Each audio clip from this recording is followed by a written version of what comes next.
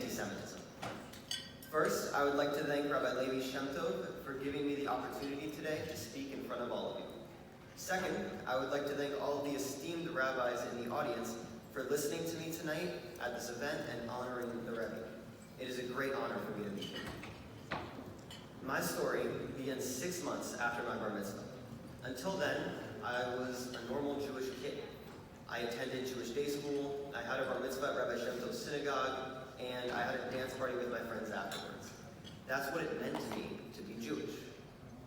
Then, on October 27th, 2018, a terrorist walked into my grandmother's synagogue and murdered 11 people.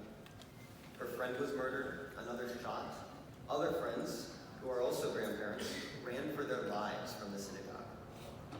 At 13, I was a bar mitzvah, an adult in the Jewish world. But how can I react to what had just happened when my Jewish world was only learning and joy? The following month, we went to my grandmother's for Thanksgiving. She invited her friends from the congregation, one of whom was an old man in a wheelchair. He had escaped Europe and the Nazis with his family. He was crying at the dining room table. How could this happen again, and in the United States, he asked. I was looking down at my plate. I was a little uncomfortable because adults didn't normally cry, at least not in front of children.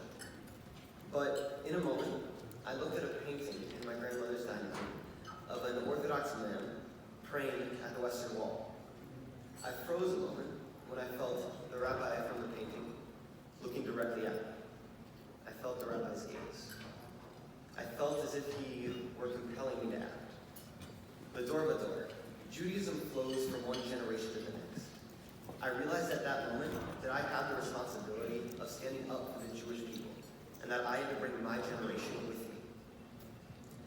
Even though I go to Jewish day school, I'm fairly acculturated. I'm not worried when I walk down the street. I thought by attending Jewish day school, going to synagogue on Shabbat, and keeping kosher, I was being proudly Jewish. The bar mitzvah was not the end of my Jewish identity. However, when I took the metro to school, no one knew I was Jewish.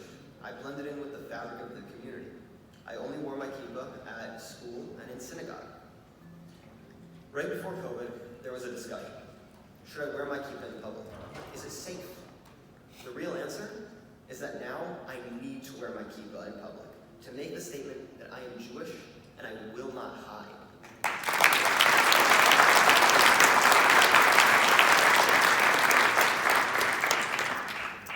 Being proudly Jewish means that I need to bring my generation together to get involved in the fight against anti-Semitism, whether we go to a Jewish day school or not. I realize now that teens cannot sit on the sidelines when fighting anti-Semitism. It is time to start talking about what it means to be Jewish in America. I stand before you today as a proud Jew, trying to ensure that my generation stands up for their religion and heritage, so that they may look at their grandchildren and say L'Dor L'Dor. Thank you.